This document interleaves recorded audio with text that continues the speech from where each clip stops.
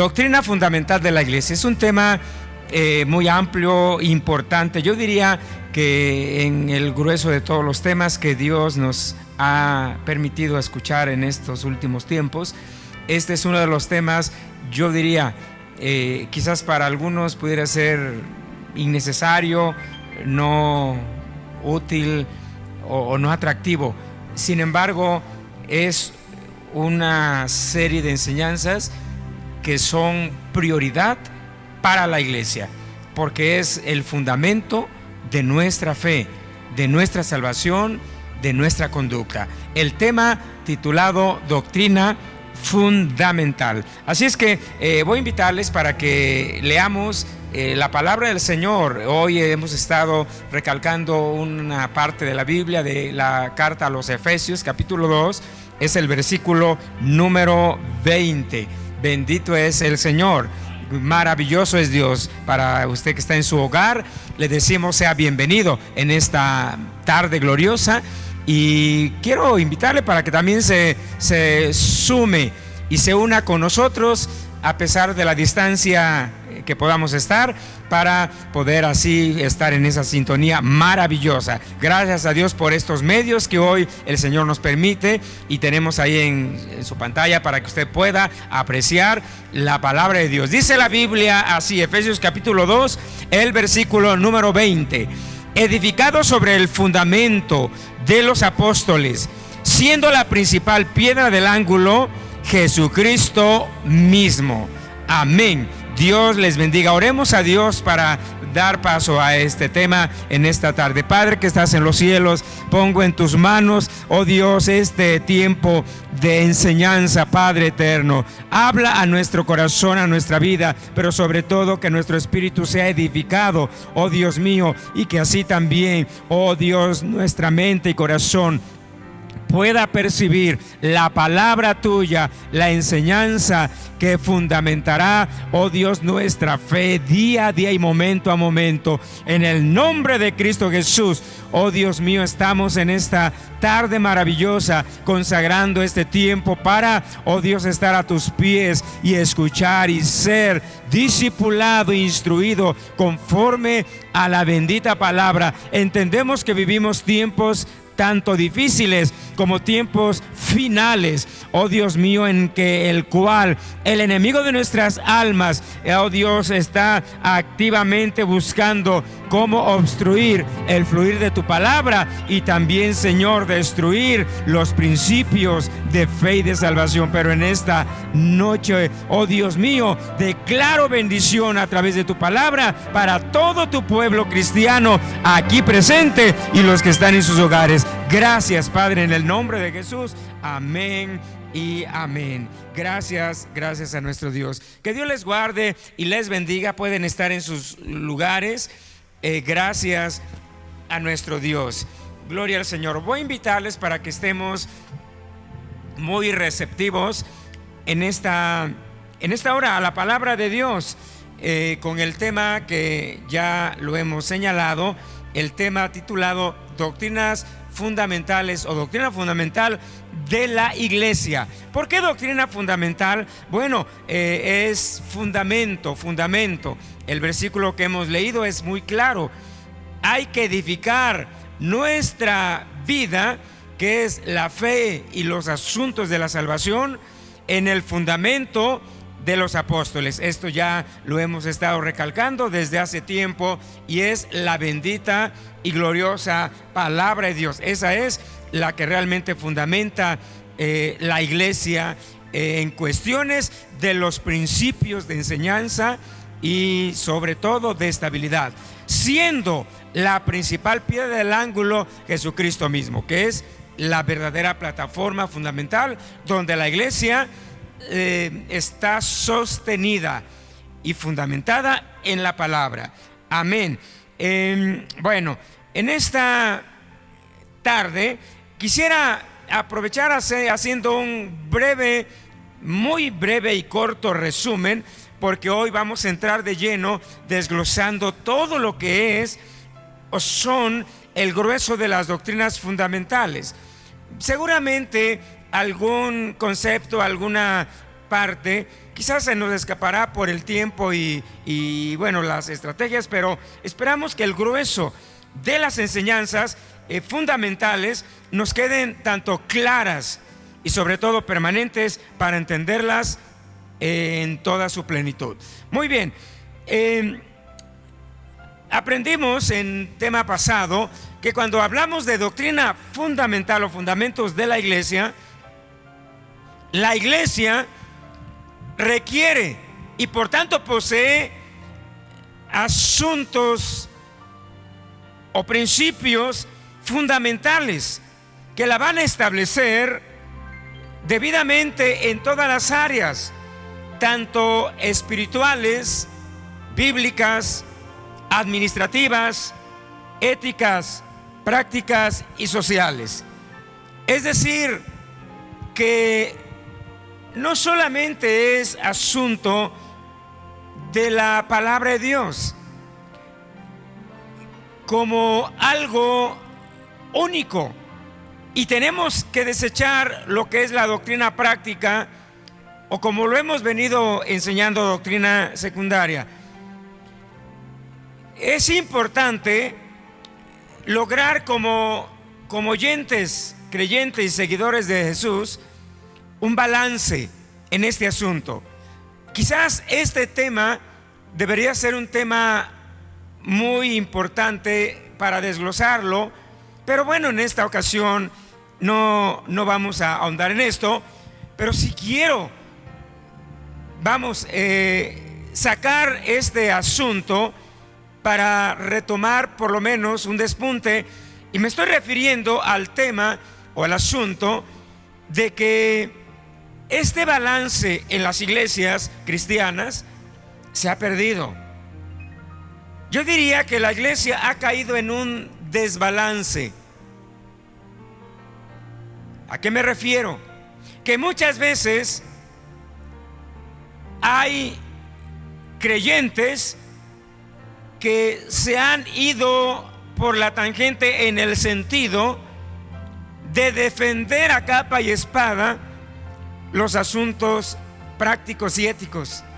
Es decir, vístete así, no hagas esto, peínate así, habla de esta forma, estos arreglos, no vayas allá, no digas lo otro, no te juntes con tal, fulano, mengano, y cuestiones.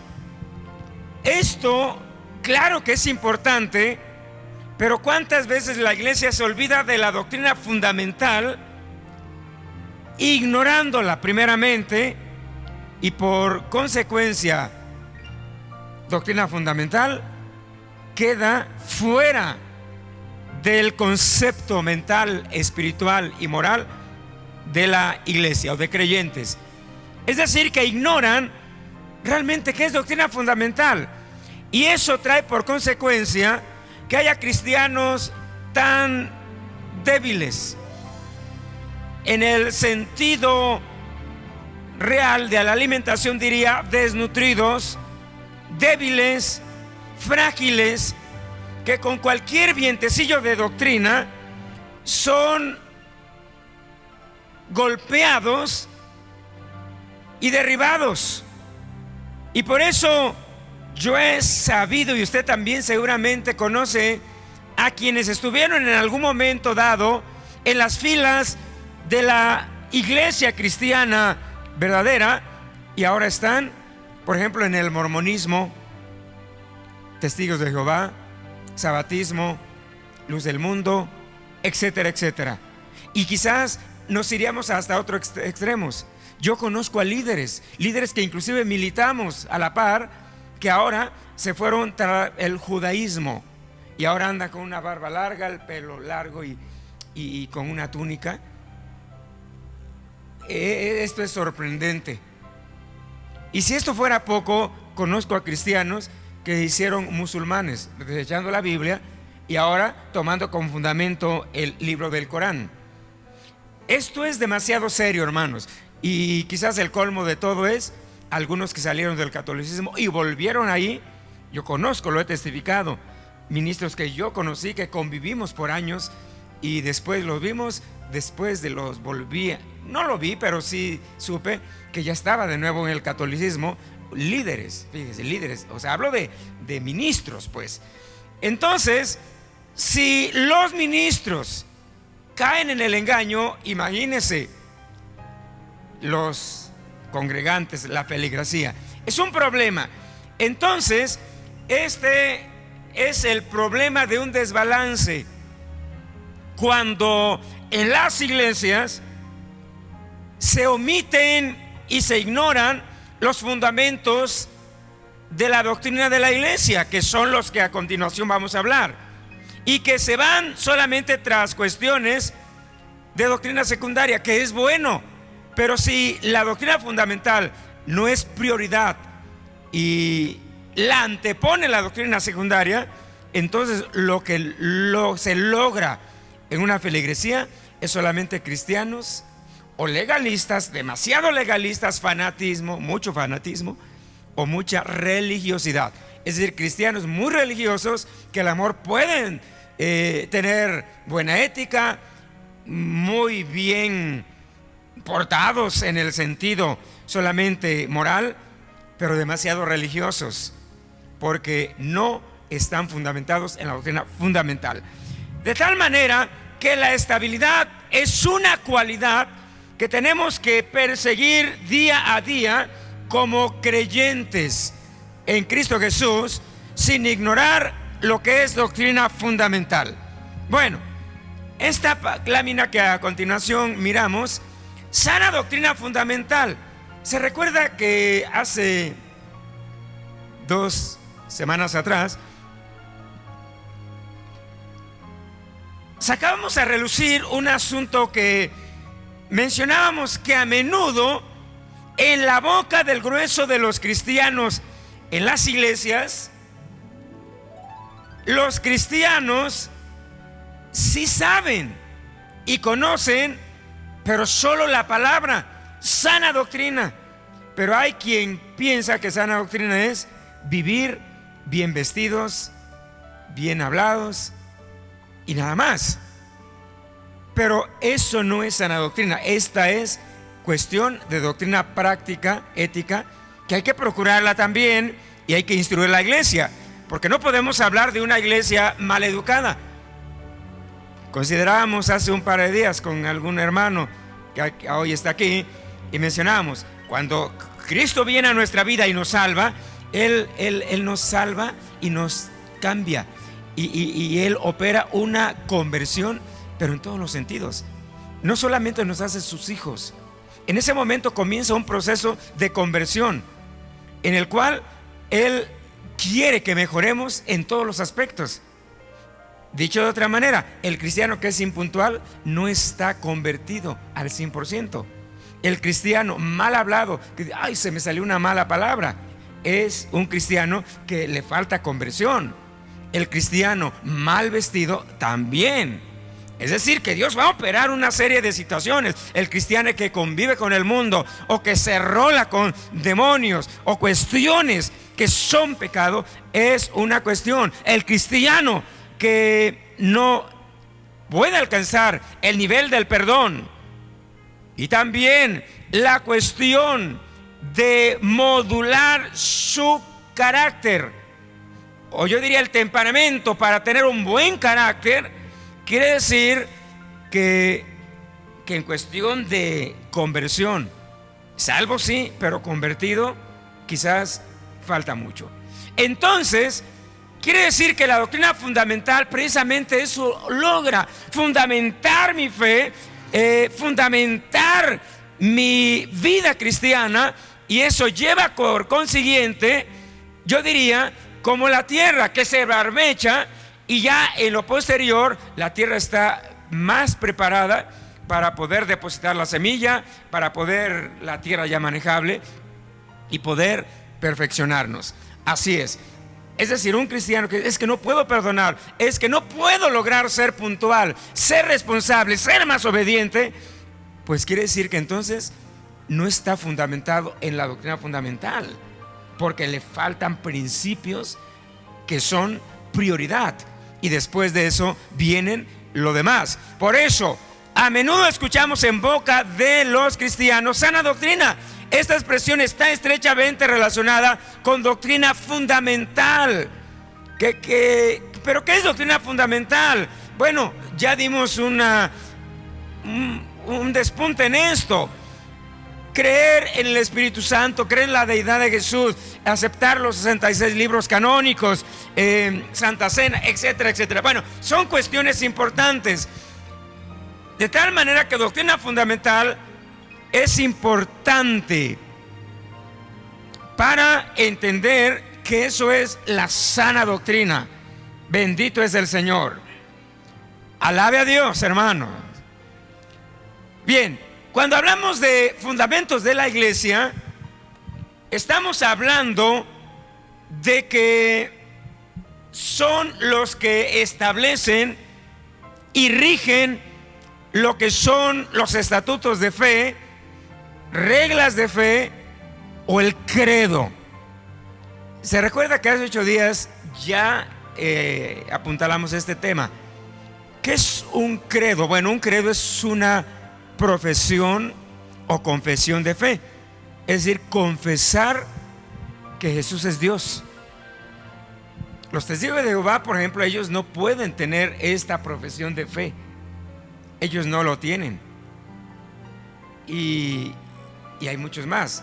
Los musulmanes, pues ellos menos, ellos no creen en Jesús como el Mesías, de tal manera que hablar del credo de la iglesia es las reglas de fe o estatutos de fe, como las iglesias también lo llamamos, que van a desglosar todo el grueso de las doctrinas fundamentales que tiene que ver con la iglesia del Señor.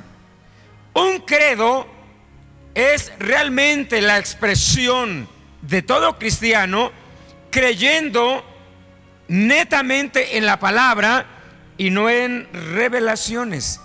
Usted es consciente y sabe de que en el mundo entero, países y demás, se han levantado falsos maestros, falsos pastores, falsos apóstoles, profetas, enseñando y fracturando a las iglesias. Por eso hoy en día hay tantas religiones heréticas o falsas, torcidas, porque hubo ciertos iluminados y supuestos hombres que trajeron nuevas enseñanzas como el mormonismo, los testigos de Jehová. Y es por eso que muchos concilios, muchas iglesias se han fundamentado bajo estas cuestiones, y esto es un grave, pero grave problema. Muy bien, vamos en este día solamente a recalcar que cuando hablamos de credo, encontramos que en la historia lo estudiamos. Hay 3 principales credos que son los más populares. El credo de los apóstoles,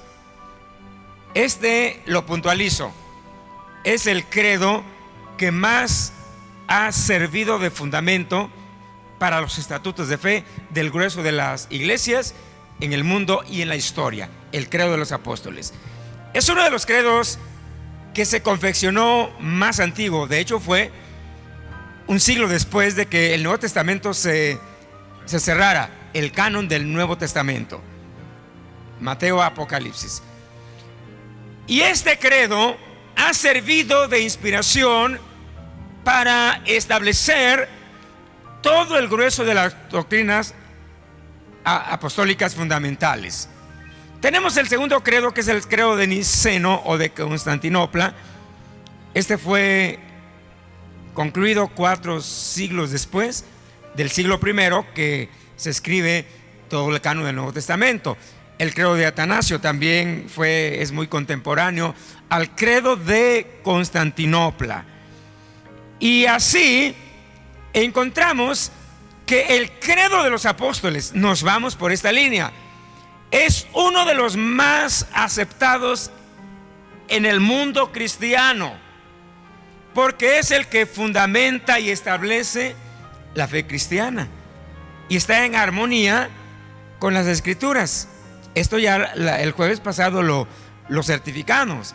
ningún punto de lo que contiene este credo está fuera de lo que es la palabra. Aquí está el credo apostólico. Yo no sé cuántos lo estudiaron en casa. Creo en Dios Padre Todopoderoso, Creador del cielo y de la tierra. Creo en Jesucristo, su Hijo unigénito, Señor nuestro. Fue concebido del Espíritu Santo, nació de la Virgen María, padeció bajo el poder de Poncio Pilatos, fue crucificado, muerto y sepultado, descendió a los infiernos y al tercer día resucitó de entre los muertos, ascendió a los cielos y está sentado a la diestra de Dios Padre Todopoderoso, y desde ahí vendrá al fin del mundo a juzgar a los vivos y a los muertos. Creo en el Espíritu Santo,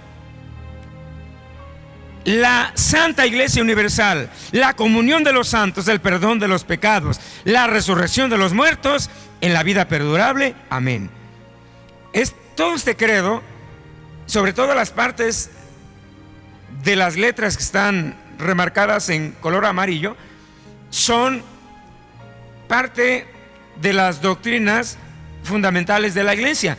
O sea, estamos hablando desde lo que es la deidad del Dios que creemos, hasta el final de los siglos de la Iglesia, que es los cielos nuevos y la tierra nueva, y todo su interior contiene todo ese grueso de las doctrinas fundamentales, como ya lo habíamos estudiado. Ya aquí, si usted ve, lo estamos desglosando parte por parte, y hoy vamos a hablar ya directamente cada una de estos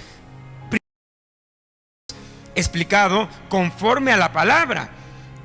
Primero, pues es hablar del Dios único, hablar de la deidad de Dios.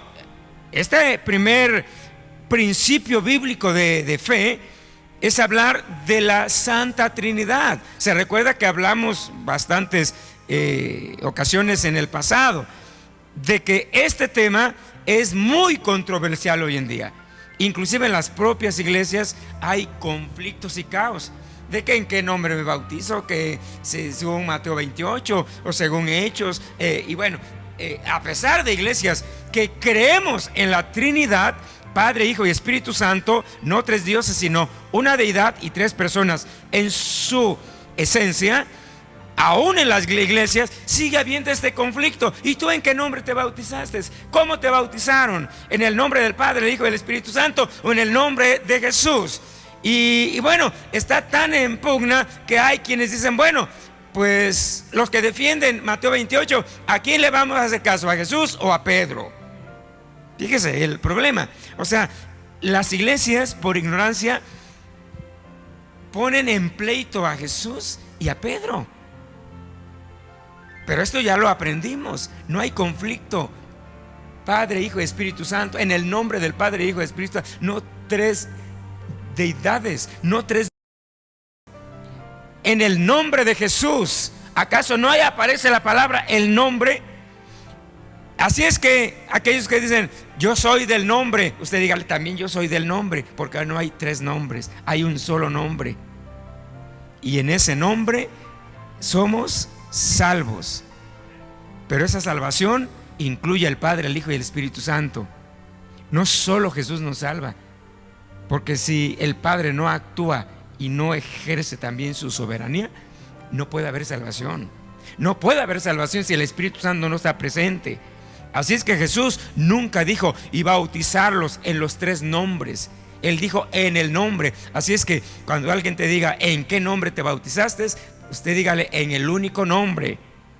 Aquí el conflicto está: Jesús o Padre, Hijo y Espíritu Santo. No hay pleito en ese tema, porque realmente Jesús es parte de la deidad, la esencia misma. Gloria al Señor. Así es que, hermano, este es un asunto muy importante que habrá que cada día entenderlo. Pero bueno, aquí tenemos este primer punto. Padre Todopoderoso. Tenemos el asunto de creador. Él es creador. El asunto de Jesús como el Dios también único, que fue concebido, que hizo su obra, que nació de la Virgen María, que murió, que descendió a los infiernos, que venció al diablo, que resucitó y, hermano, dice la palabra, ascendió a los envió al Espíritu Santo para que esté con la iglesia. Bendito es el Señor. Ascendió a los cielos, está sentado ahora a la diestra del Padre. De ahí vendrá y juzgará a vivos y muertos. Bendito es el Señor. Alabe. La iglesia también, la comunión. En este punto, la Santa Iglesia Universal, ahí está integrado lo que es los ministerios, las ordenanzas, el principio de autoridad y todo lo que tiene que ver el principio de gobierno, la cobertura y todo esto. El perdón de los pecados, la resurrección de los muertos, la vida eterna perdurable y el amén. Bendito es el Señor. Apocalipsis 22:21. Démonos cuenta que entonces, hermano, la doctrina fundamental es bastante importante entenderla, porque si hoy quiero decirle a usted que está aquí presente en este santuario, y a usted que está en su hogar, quizás yo sé que hay varios que no son de nuestro concilio, de nuestra organización, pero que nos conocen, los conocemos, familiares de los mismos hermanos aquí de la iglesia. Bueno, yo quiero decirles a todos los que hoy estamos en esta sintonía que si alguno de los principios que hoy vamos a presentar de doctrina fundamental son no creíbles ni aceptados, entonces nuestra fe y nuestra salvación está puesta en tela de juicio, y por tanto nuestro éxito de llegar al cielo está en prueba, en conflicto. Entonces esto es muy importante. Es decir, que doctrina fundamental es un tema mundial que no va a cambiar por culturas, conceptos e ideologías de hombres y de mujeres. Los japoneses cristianos son como nosotros. Yo diría que el mismo uniforme llevamos de la doctrina fundamental. Los hermanos de regiones de Inglaterra, en doctrina fundamental estamos en sintonía y vivimos los mismos asuntos de fe, aunque ellos se vistan diferente a nosotros, quizás con una túnica, con una falda, y nosotros diferentes. Aún en las regiones, hay regiones, aún en México, en Sudamérica, donde todavía tienen costumbres ancestrales, pero que les llegó el evangelio y se han convertido. Ellos siguen con su cultura y son diferentes a nosotros en ese sentido, y no los vamos a obligar que vistan como nosotros, ni ellos a nosotros como ellos. Pero en doctrina fundamental no puede haber cambio. Estamos uniformados con lo mismo. Bendito es Dios. De tal manera que entonces el asunto de doctrina fundamental afectará el asunto de la fe y de la salvación. Estamos en riesgo. Pero el asunto de cómo he visto, cómo aquello, cómo lo otro, eso no altera ni afecta. Porque imagínense, esto sería un verdadero caos y un conflicto, y esto sería un problema. Muy bien, ¿estamos preparados para entrar, para desglosar el asunto de las doctrinas fundamentales? Diga amén. Muy bien, entonces vamos a entrar de lleno a cada una de las doctrinas fundamentales. Yo no sé si hoy vamos a terminar todo, pero es muy amplio y grueso este tema. Entonces vamos a tratar de ir sintetizando para poder avanzar. Y listos y preparados todos en el nombre de nuestro Señor Jesucristo. Muy bien, primero, cuando hablamos de los estatutos de fe, yo no sé si usted de alguna manera ha preguntado alguna ocasión sobre la historia donde usted ha sido cristiano. Ahora los que estamos aquí, bueno, están aquí, pero usted que nos está sintonizando, quizás está en una iglesia diferente, y yo le haría una pregunta. ¿Alguna vez usted se ha hecho esta pregunta y ha preguntado en donde usted ahora está congregado.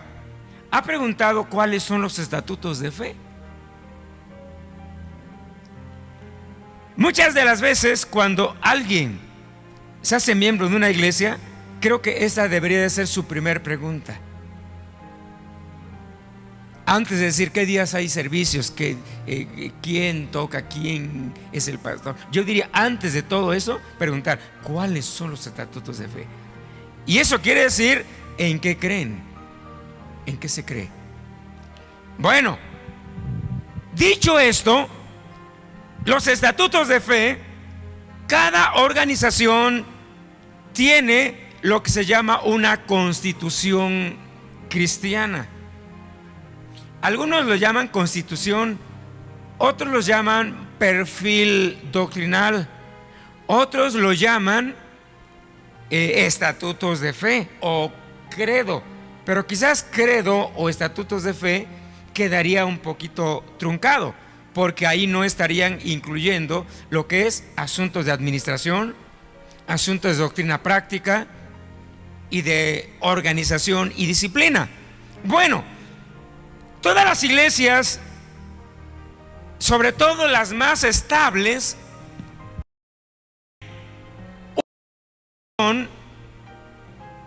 o un documento, un libro pues, donde están todo lo que son las doctrinas que hoy vamos a estar hablando, pero también tienen asuntos de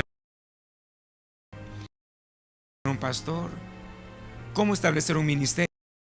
Es lo que hoy es en muchas localidades, donde alguien quizás un día en vino un invitado y le dijo: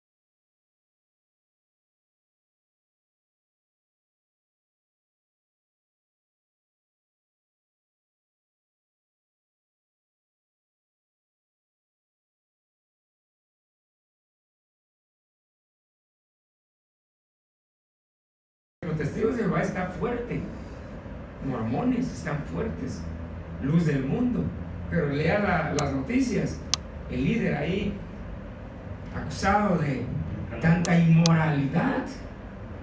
¿Y por qué hay gente ahí a sabiendas de lo que está pasando? Están ahí metidos porque cayeron en una ceguera espiritual, porque no fundamentaron su vida en la palabra de Dios. Por eso yo siempre le aconsejaré: lea la Biblia, hermano, sométase a la palabra, y que podamos entender que solo 66 libros de la Biblia son los revelados y los que nos dan autoridad para poder de la fe cristiana. A Dios la gloria. Amén. Segundo, y esto es muy importante, que la iglesia, de acuerdo a la palabra, Dios nos revela solo un Dios verdadero. Es decir, que tenemos un solo Dios, uno, no tres dioses. Esto es importante. El único Dios verdadero que se revela como el eterno yo soy, el creador del cielo y la tierra y redentor de la humanidad, pero que está también revelado de acuerdo a la Biblia como Padre, Hijo y Espíritu Santo en su naturaleza. Amén. Es decir, que tenemos un solo Dios. Los antitrinitarios les es sumamente complicado entender esto, porque no pueden entender los dos ángulos. El primero, el entender que tenemos una sola deidad, una sola naturaleza, pero que en esa deidad están presentes tres personas divinas, a saber, Padre, Hijo y Espíritu Santo. Esto es un tema que realmente es complicado y que se tiene que discernir espiritualmente. De otra manera sería totalmente imposible lograr entender este asunto. Es por eso que hoy en día hay tanta situación, tanto conflicto, tanto problema en las iglesias, donde este tema realmente está totalmente empolvado, y que muchos cristianos no entienden ni siquiera los más principios más elementales en torno a lo que es la deidad de nuestro Dios. Es más, hay quienes inclusive dicen: ¿de dónde sacó la palabra deidad? Pues de la Biblia, porque ahí lo dice. Amén. ¿De dónde sacó que Padre, Hijo y Espíritu Santo?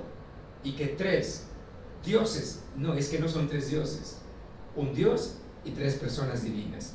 Bueno, esto usted ya lo aprendió y lo tenemos ahí grabado para que alguien pueda revisarlo. Amén. Aleluya. Otro asunto de doctrina fundamental, pero antes quiero decirle que si no estamos fundamentados en la palabra de Dios, 66 libros de la Biblia, si no creemos en la deidad y sus tres personas, estamos en problemas, porque negar al Hijo es un problema. Inclusive la Biblia lo declara. Negar al Espíritu Santo y declararlo una fuerza activa es un verdadero problema. Pero cuando hablamos de Jesucristo, negar su deidad es verdaderamente un problema. Es decir, que doctrina fundamental nos enseña, de acuerdo a la Biblia, que el Señor Jesucristo es el Hijo eterno de Dios. Amén. Es decir, Jesús no llegó a existir en algún tiempo en el pasado. Algunos lo argumentan diciendo: ¿cómo no? La Biblia dice: mi hijo eres tú, yo te engendré. Y eso algunos lo interpretan como diciendo: en algún momento dado en el pasado, el Padre engendró a Jesús y entonces llegó a ser Jesús. No es eterno. Así lo dicen. Pero realmente no olvidemos que Jesús es eterno al 100%. La Biblia lo declara. Declara su nacimiento virginal. Verdadero Dios, verdadero hombre. Es decir, que Jesús en esa tierra, Él fue verdadero Dios y siguió siendo verdadero Dios y sigue siendo, y también fue verdadero hombre. Él sufrió, padeció, lloró, tuvo hambre, se cansó, tuvo sueño y lloró como nosotros, porque era verdaderamente hombre. Tuvo dos naturalezas, divina y terrena. Su vida sin pecado. Él no pecó, sino la Biblia dice que se hizo pecado por causa de nuestros pecados. Él llevó encima el pecado del mundo, así lo dice la Biblia. Él, sobre él el castigo, dice, de nuestra paz fue sobre él. Sus milagros asombrosos.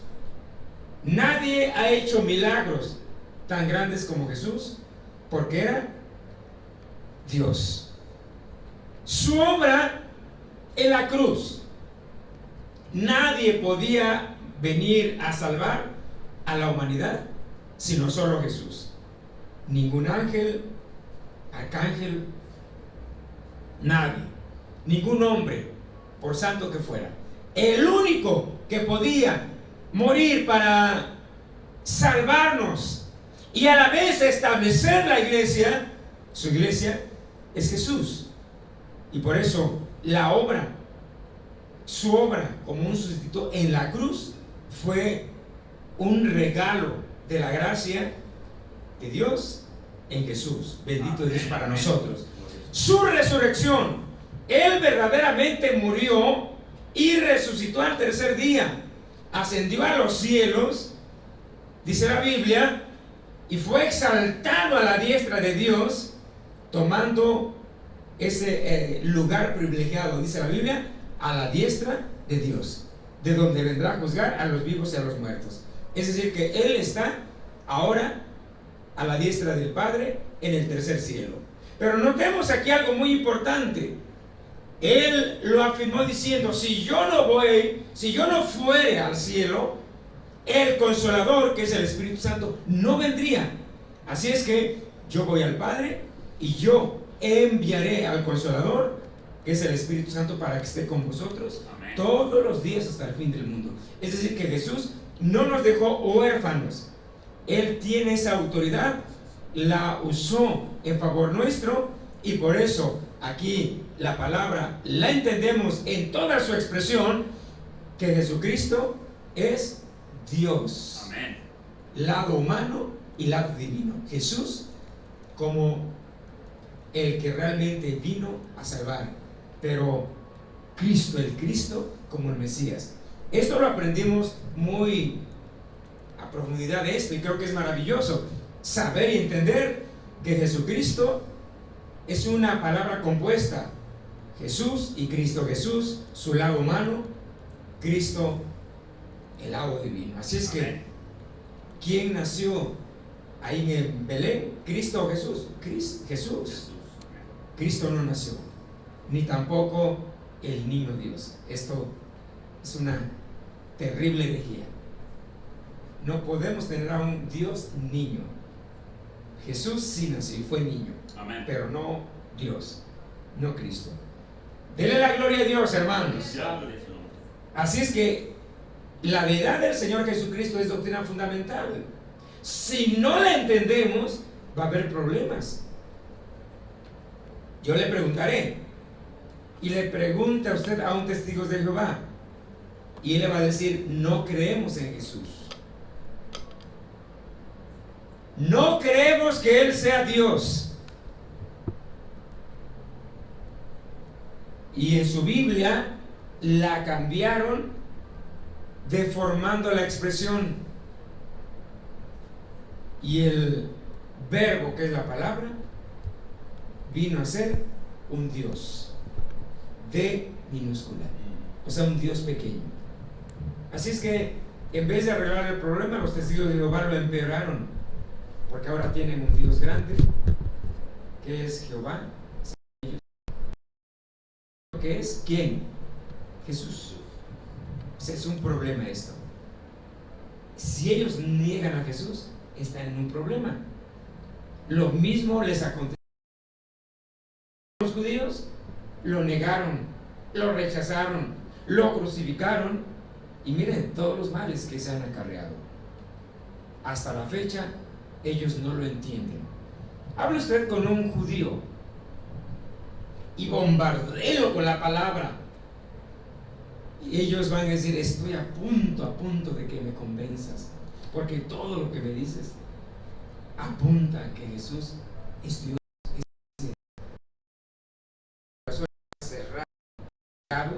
La Biblia dice que tienen un velo que les impide ver, y es por eso que en el pueblo judío algunos que se convierten al cristianismo, que se les llama los judíos mesiánicos, son 2, 3 en el mundo de los judíos,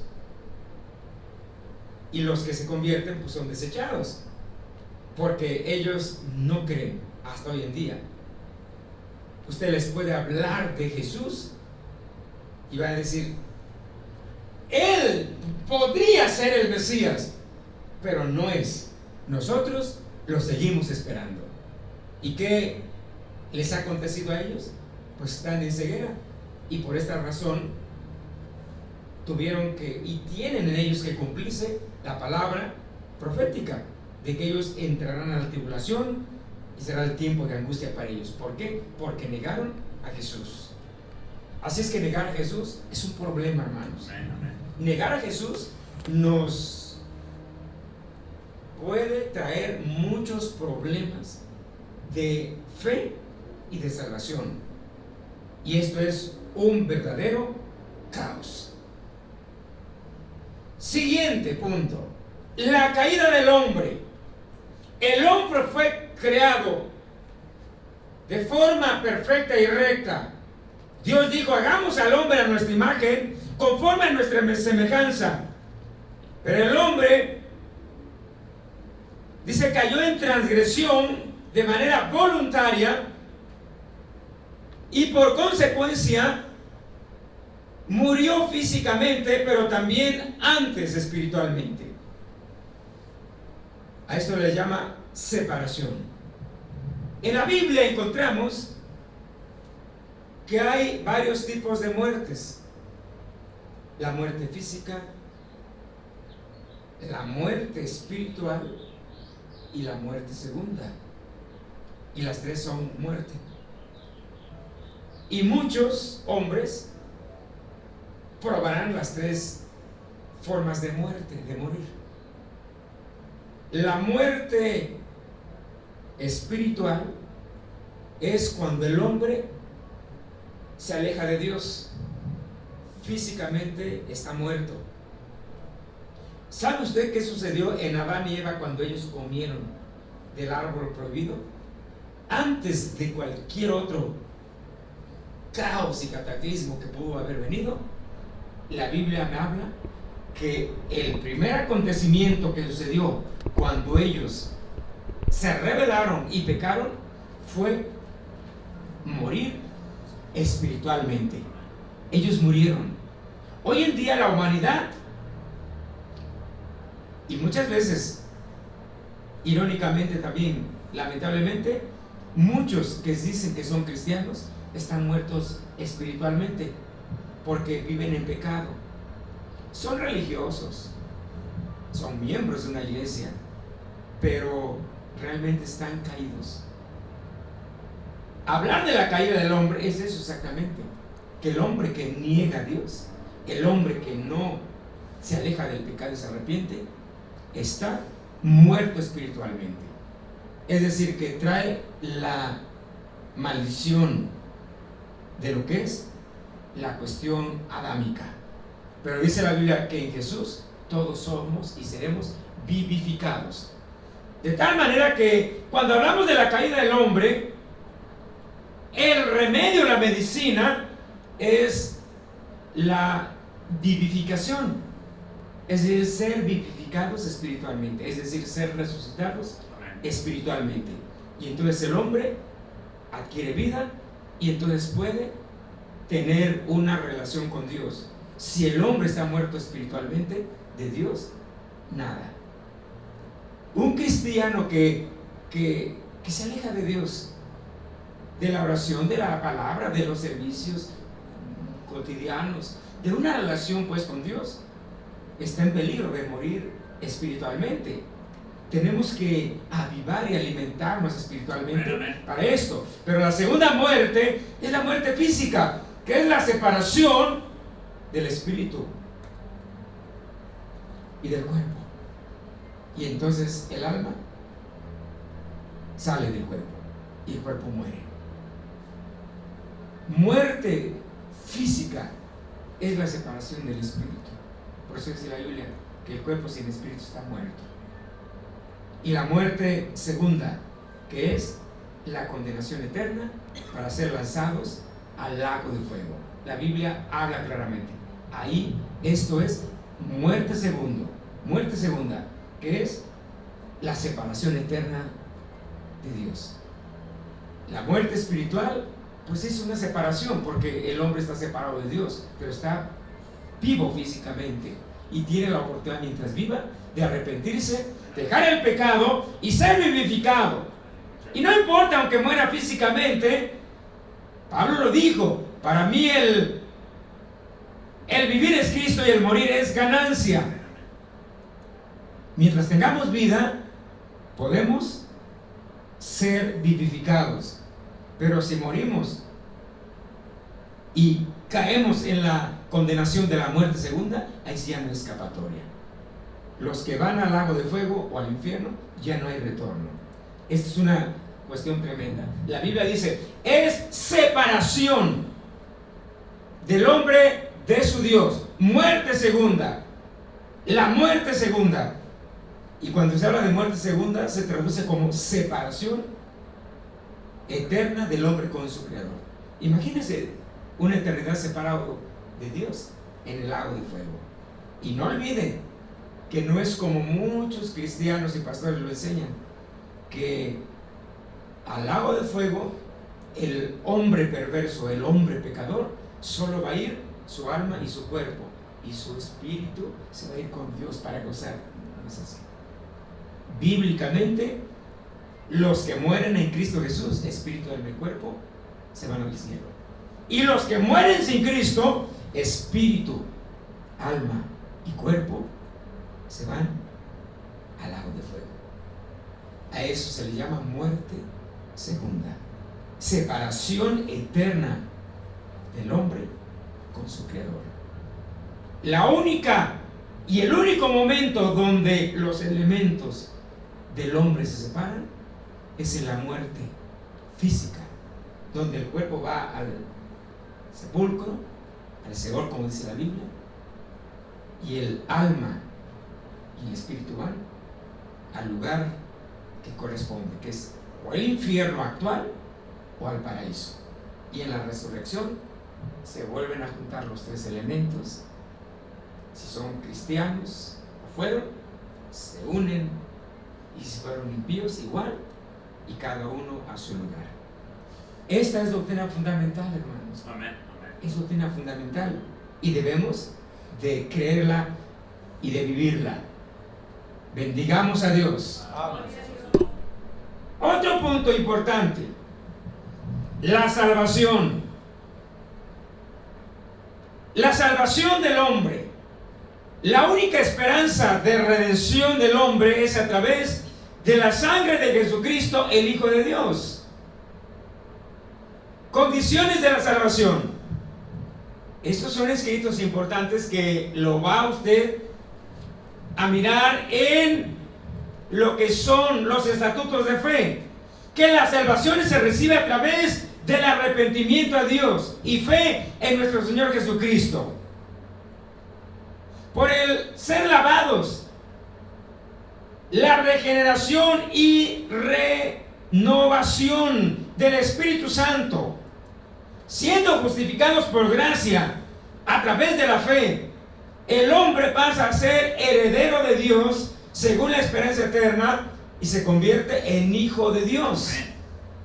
La evidencia interna de la salvación es el directo testimonio del Espíritu Santo, como dice Romanos 8:16, que es la evidencia externa de los hombres de una vida virtuosa y santa. Alabado es Dios. Entonces, es diferente dar un testimonio de santidad y una vida regenerada, renovada y convertida a una vida religiosa. Es decir, que en los templos, en las congregaciones, hay dos tipos de personas. Personas salvas realmente y que están logrando un convertimiento cotidiano, y tenemos ahí también que hay personas religiosas que nunca llegaron al cielo, que nunca se convirtieron, que nunca aceptaron a Jesús, que nunca se han bautizado y no se han bautizado y ni se bautizarán. Yo he conocido como pastor, porque hemos pastoreado en diferentes congregaciones varios años. Yo recuerdo en algunos lugares donde conocí a hermanos, hermanas ya de edad, 60, 70 años, que habían vivido 20, 30, 40 años cristianos, entre comillas, porque iban a la iglesia, pero que no eran bautizados. En una ocasión me fue sorprendente, pero me acuerdo que en una ocasión tuve que hablar con una persona, tenía quizás casi 70 años, y tenía, bueno, yo diría que casi toda su vida yendo a la iglesia, porque su padre había sido un ministro. Cuando yo recibo esta iglesia y la pastoreo por años, unos 18 años, en una ocasión había bautismos, y recuerdo que hicimos un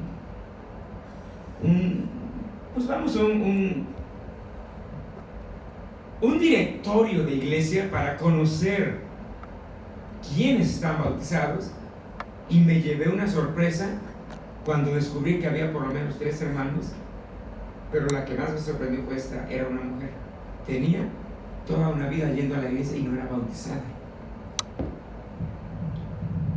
Y por más que traté de decirle, pues, acepta al Señor, bautícese pronto, no se bautizó. Y yo no supe si al fin se bautizaría o no, porque después el Señor me llevó a otros lados. Y así hay en la iglesia cristianos que ya tienen 5 años, 3 años yendo a la iglesia y no se bautizan. Y la pregunta sería, ¿por qué? Es que no se ha comprendido el asunto importante de la salvación, que la salvación es algo que debemos de procurar, porque es doctrina fundamental. Qué bueno fuera que, porque yo soy hijo de un pastor, yo me voy al cielo, y en el rapto me cuelgo de la falda de mi madre cristiana y me voy al cielo. Pero no es así. La salvación, la palabra es muy clara, es 100% personal. La Biblia dice y alerta el profeta de Dios: no pagará las culpas el Padre por el Hijo, ni el Hijo por el Padre. Cada cual tendrá que dar cuentas. El núcleo familiar es un asunto. Así es que los que somos, ya sea esposo o esposa, o padres o hijos, oremos por el resto de nuestra familia que no son convertidos. Porque si no se convierten, entonces su lugar finalmente será el lago de fuego. Yo creo que no queremos que suceda. Tenemos que echar mano de una promesa bíblica que dice: cree en el Señor Jesucristo y serás salvo tú y toda tu casa. Amén. Pero es claro y concreto que esta promesa no es mecánica, Es decir, que yo me convierto y ya toda mi prole, hijos, nietos, bisnietos, ya se convirtieron automáticamente. No, mi deber es de dar testimonio, de cambiar yo, para que ellos también conozcan a Dios. Es decir, no descansar hasta que todos se conviertan, nazcan de nuevo, sean salvos. Alabado es Dios, porque el ser hijo de un cristiano o miembro, vamos, de una familia cristiana, no me hace salvo.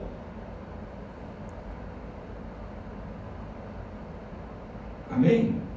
Amén, amén. ¿Cuántos alaban a Dios? Amén, gloria a Dios.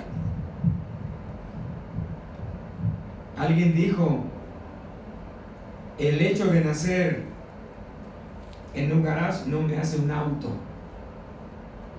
¿Se da cuenta? Esta es la realidad. El hecho de yo he escuchado mucho, yo mismo lo he dicho, hermanos, yo nací en una cuna cristiana. Yo no sé si hay cunas cristianas o no, pero se nos quedó eso. Pero yo creo que no hay cunas cristianas. Yo creo que ni cunas. Muchos no nacimos ni siquiera en cuna, en un petate, Amén, amén. o una cama de otates, en el suelo. Pero nacimos nuestros padres eran cristianos. Pero el hecho de nacer en ese hogar cristiano, a mí no me hizo cristiano. Amén. Yo viví muy mal siendo un adolescente. El diablo me quería llevar al infierno. Pero el Señor me dijo, yo tengo planes para ti. Aleluya. Y a temprana edad, el Señor trabajó en mí, peleó conmigo o contra mí, y fue una guerra hasta que yo me rendí a Él, porque si no lo hubiera hecho, le aseguro que yo no estuviera aquí. Entonces, ser hijos de una familia, venir de la mano al templo, o estar aquí 20 años compartiendo, no me hace cristiano. El que me hace cristiano e hijo de Dios es Jesús a través del Espíritu Santo. Amén. Así es que, ¿usted es cristiano, es hijo de Dios? ¿Es algo? Yo le pregunto. ¿Usted que está allá viéndome es cristiano, es hijo de Dios? ¿Es algo? Si no es algo, entonces, si mueres sin Cristo, irás al infierno. Tenemos que arrepentirnos. Hoy es el día de salvación. Amén. Las condiciones de la salvación es recibir a Jesús a través del arrepentimiento para ser regenerados y renovados y poder dar una evidencia, pero no religiosa, sino una evidencia de conversión y de santidad. Así es que hasta los mínimos detalles podemos darnos cuenta si somos salvos y si somos convertidos también. Si no eres muy puntual, entonces te falta más convertimiento. Si no eres muy generoso, te falta más convertimiento. Si no puedes perdonar, te falta convertimiento. Si dices, yo no puedo dominar mi carácter, exploto con cualquier cosa, te falta convertimiento. Dios quiere que pulas tu vida en Cristo Jesús. Pero la salvación es doctrina fundamental. Por eso hay tantas iglesias, tantas organizaciones, tantas sectas llenas de gente, pero no salvan, porque no entienden este principio, que es la salvación tan grande, que si la descuidamos, no queda más sacrificio, dice la palabra de Dios. Y finalmente, con esto quiero terminar, esto únicamente, pero no hemos terminado todavía. Continuará este estudio. Hoy quiero hablar, de acuerdo a la doctrina fundamental, de otro tema que es muy importante, que son las ordenanzas de la iglesia cristiana. Muchos las conocemos como los sacramentos.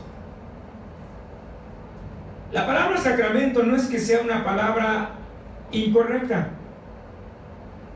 De hecho, la palabra sacramento surge como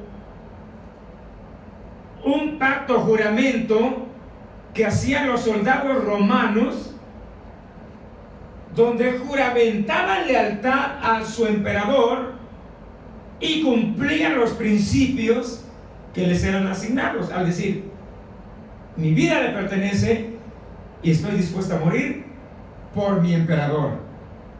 Bueno, la iglesia atrajo al seno de estos principios la palabra sacramento, y entonces, por ejemplo, el catolicismo así también lo usa, las iglesias cristianas. Repito, no es que sea una palabra incorrecta, pero bueno, creo que de acuerdo al principio bíblico se le identifican como ordenanzas. La iglesia cristiana, de forma correcta, la verdadera iglesia solo tiene 2 ordenanzas o 2 sacramentos, solo 2, no hay 3 ni 4. El catolicismo sí tiene más, inclusive lo quiero hoy explicar un poquito, rápidamente. La primera ordenanza de la iglesia es el bautismo en agua. Es decir, que el bautismo en agua es una orden, pero ¿orden para quién? Para los que nacieron de nuevo. Así es que si alguien ya nació de nuevo, si usted, hermano, ya nació de nuevo, o si usted no es bautizado o bautizada, pero ya nació de nuevo, ya no hay opciones de esperar a un bautismo. Tiene y debe de bautizarse de forma,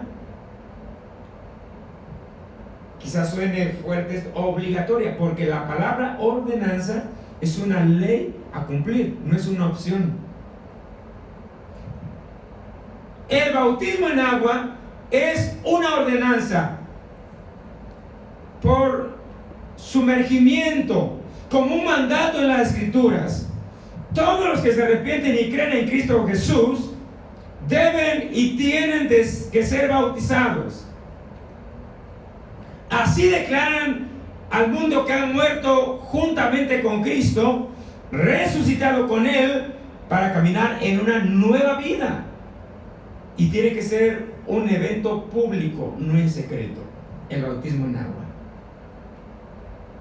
No vamos a hablar de detalles, que si es en la laguna o en el río. Yo sé que doctrina fundamental es bautízate y donde hay agua. ¿Qué le dijo aquel hombre de Dios? Felipe, y inclusive varios hombres de Dios, pero este sobre todo. Aquel hombre importante de gobierno. ¿Entiendes lo que lees? ¿Cómo lo entenderé si no hay quien me explique? Pues bien, él se subió al carruaje, leyó, le explicó, y después dijo: ahí hay agua. No dijo: ahí hay una presa, un estanque, una alberca, una tina, un río, el río Jordán, el río Éufrates. No, ahí hay agua. ¿Qué impides que seas bautizado? Pues nada, pues bautízate.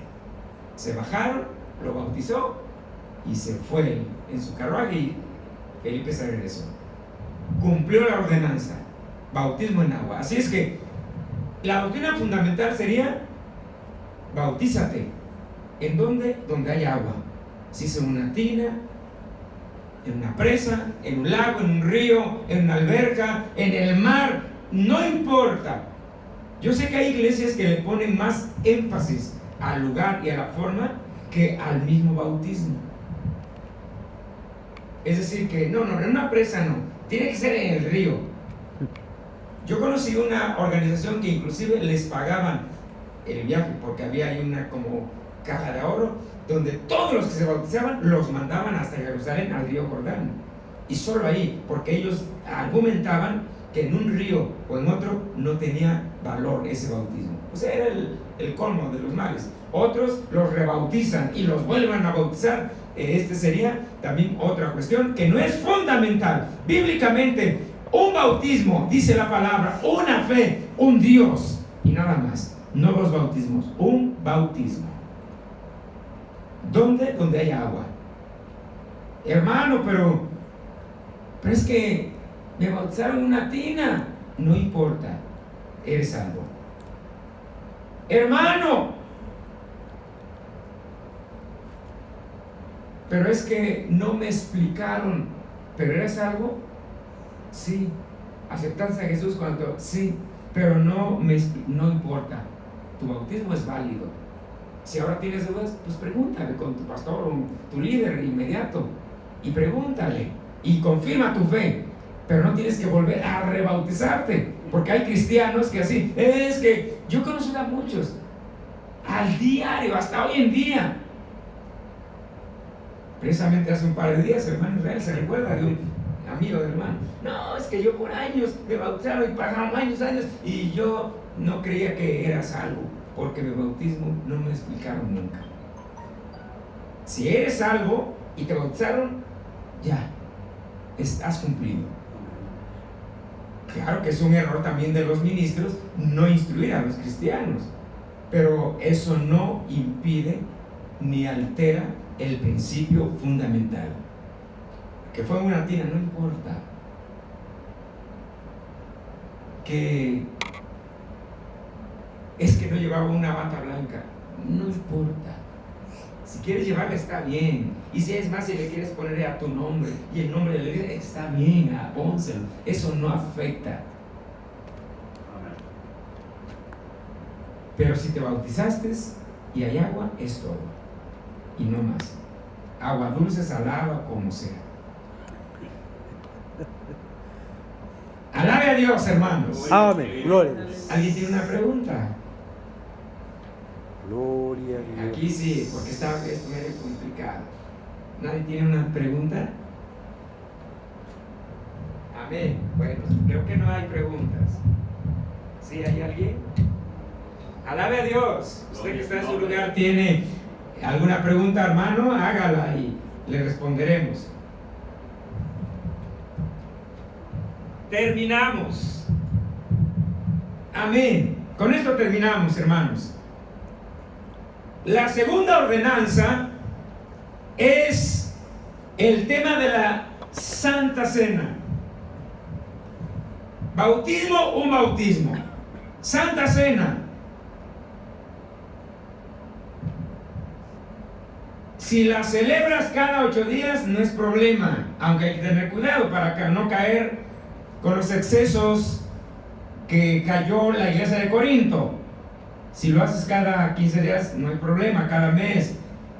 El problema sería o ya sea caer en los excesos o en el olvido.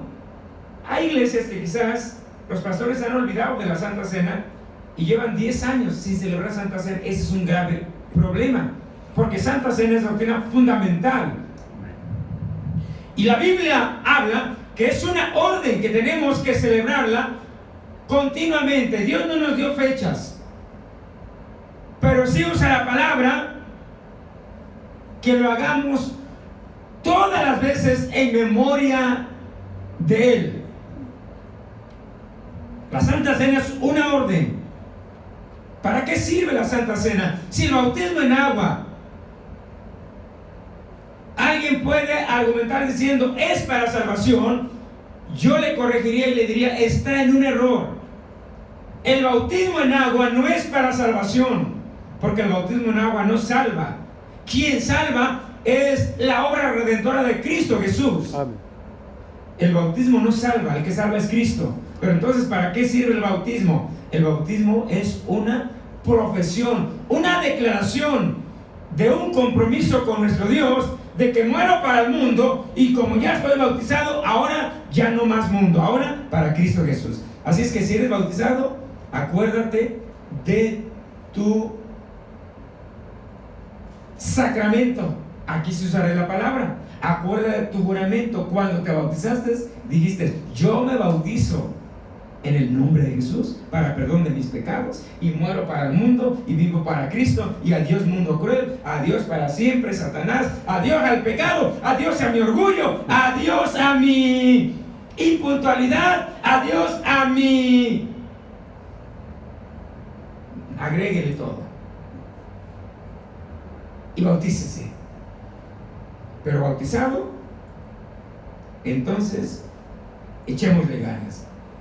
¿Quiénes se bautizan? ¿Los salvos? No. Sí, los salvos. ¿Nos bautizamos para ser salvos? No. Se bautizan los salvos. Y es una profesión, una declaración pública de que soy hijo de Dios y ya no siervos del diablo y del mundo. Entonces, ¿la Santa Cena para qué sirve? La Santa Cena, alguien la ha comparado como un termómetro, donde yo, cada vez que viene el tiempo de celebrar la Santa Cena, yo hago un autoexamen. ¿Cómo está mi vida? La Santa Cena es como periodos, como espacios, donde como que Dios me está diciendo: ¿cómo está tu vida? Corrígete, arrepiéntete, busca de Dios, esfuérzate, corrige las cosas que no las has podido corregir, porque si no te examinas, juicio comes y bebes para sí, no discerniendo el cobro de Cristo. La Santa Cena se compone de dos elementos, que es el pan y el jugo de uva. El pan representa el cuerpo de Cristo, el jugo de uva, el nuevo pacto. De tal manera que cuando celebramos la Santa Cena estamos haciendo varias cosas. La primera, estamos haciendo como una revisión y un compromiso de corregir cosas que están mal en mi vida y empezar una nueva vida, o empezar un cambio nuevo. Eso me da la oportunidad de ser mejor cada día. Cuando celebramos la Santa Cena, estamos recordando que Jesús murió por mí para salvación, pero también estamos anunciando que Jesús viene pronto. Y por eso, cuando tomamos el pan sin levadura y el jugo de uva, que este es un asunto importante, no podemos caer en herejías. Decía un pastor: pues yo la celebro con... esto ya pasó hace muchos años. En México se vendía unos juguitos que se llamaban Fruitsy. Y dice: no, yo lo celebro, ni me dio flojera comprar el jugo de uva. Y no había, pues en los pueblos, imagínense. Yo lo celebro con Fruitsy, hay unos juguitos. Eso estaba mal, hermanos. O sea, tenemos que ser juiciosos y sobre todo no alterar las órdenes, ¿verdad? Es decir, es pan y es jugo.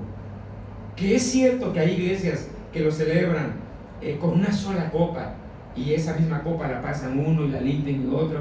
Bueno, yo respeto eso, pero quizás sea un poquito antihigiénico, sobre todo con la pandemia. Imagínense, ahora todos van a ir infectados.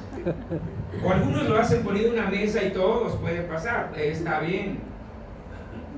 Pero quien diga: es que esto así tiene que ser, en una mesa, pues yo le diría: Jesús no celebró la Santa Cena en una mesa, era así sentados en el suelo, porque en esas épocas ni siquiera usaban una mesa. Históricamente, de acuerdo a sus costumbres, lea usted algunos libros, usted va a ver que Jesús la celebró sentado ahí en el suelo, y partió el pan y lo repartió, y ahí, pero no en una mesa. El dogma, vamos a decir, el dogma de la Santa Cena, de la mesa, es un invento católico. Inclusive mucho se ha pleiteado sobre eso, ¿verdad?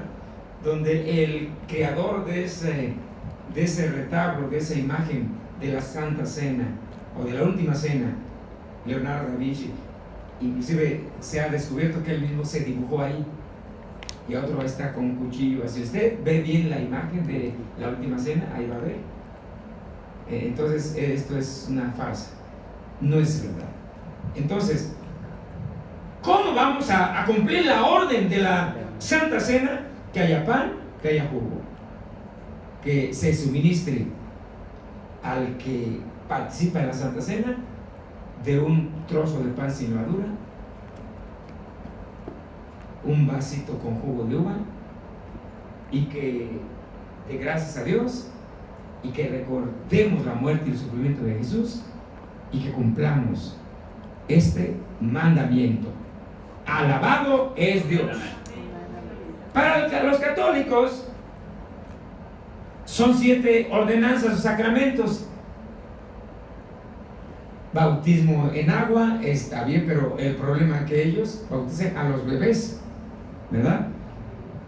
Ellos dicen, no, también podemos bautizar adultos.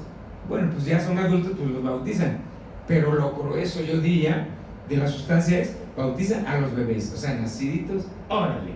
¿Ha visto usted por ahí en Facebook, en YouTube, donde un católico, un cura lo hizo enojar el bebé y ya lo andaba ahogando, y otro lo golpeó, lo cacheteó y arrepiéntete? Ahora sí que ese bebé, ¿verdad? Enojado, y los padres pues hasta lo demandaron. Bautismo para bebés, esto es incorrecto. Bíblicamente no es aceptado, ni siquiera para adolescentes. No es aceptado. Respeto a los pastores que lo hacen, pero bíblicamente tienen que ser personas que tienen ya madurez, porque hacerlo de edades pequeñas, lamentablemente, esta ordenanza, este sacramento va a ser pisoteado. No digo en todos, pero es lo más real. La Eucaristía es la Santa Cena. Los católicos le llaman la Eucaristía, Santa Cena. Pero también tienen otra tercera ordenanza, que es la confesión o penitencia ante un sacerdote. Por eso, si usted fue católico, seguramente un día fue a ver al cura, y ahí frente a él encerrado, ahí le dijo, es que pecado. Y el sacerdote, te perdono 3 Aves Marías, camina de rodillas allá a Chalma y ya te estás perdonado. Eso es falso. La confirmación, esto se da para los niños casi, ¿verdad? Ahí adolescentes, los pequeñitos de edades. El matrimonio, también lo toman como una ordenanza, pero es que el matrimonio no es una ordenanza. Si alguien no quiere casarse, pues que no se case. Inclusive Pablo recomendó, si no quieres casarte, bien haces, pero si te casas, pues está bien. Pero toma en cuenta que calamidad vas a tener, porque ya no serás solo tú el que te vas a soportar, ahora a tu pareja. Orden sacerdotal. Para los católicos, pues, ordenan a los sacerdotes, ¿verdad? Y se convierten en los curas, los líderes ahí. 7. La extremaunción, que es cuando van los curas, los sacerdotes, a ungir a un enfermo que está en el lecho de muerte, y que se confiese, y pues los mandan pues al infierno por donde más, ¿verdad? Y ahí termina todo. Son 7 sacramentos de la Iglesia Católica. Pero la Iglesia Cristiana, pregunto, ¿cuántos sacramentos, cuántas ordenanzas tenemos, hermanos? 2. ¿Cuáles son? Dígalo. Bautismo en agua y Santa Cena. Gloria a Dios. Póngase de pie y demos gracias a Dios por este tiempo. Hoy, hermanos, repito, estamos en los asuntos de las doctrinas fundamentales, pero no hemos terminado aún. Todavía continuará. Así es que yo quiero dar este aviso antes de orar. Para el próximo jueves vamos a suspender para el próximo jueves solamente. En 15 días continuaremos con las doctrinas fundamentales. Para este próximo jueves, por varias razones, vamos a hacer una pausa. No va a haber transmisión, pero sí, para la Iglesia Nuevo Pacto sí tenemos servicio los domingos. Solo para el próximo jueves queda suspendido. Oremos a Dios. Padre que estás en los cielos, Te damos gracias por esta maravillosa enseñanza que nos da, Señor. Ahora entendemos los principios de tu palabra. Oh Dios mío, fundamentar nuestra fe, conocer tu palabra, conocerla, oh Dios mío, nos hace libres, fortifica nuestra fe, oh Dios mío, y nos da esa libertad para vivir en tu presencia cada día. Ayúdanos, Padre, para cada día acrecentar nuestro conocimiento y poder ser canal de bendición para tantos, oh Dios, que requieren de ti, oh Dios mío, y así fortificar, fortalecer y establecerse como hijos tuyos. En el nombre de Cristo Jesús te doy gracias y declaro por la palabra tuya, oh Dios, bendición en el nombre de nuestro amado Señor Jesucristo.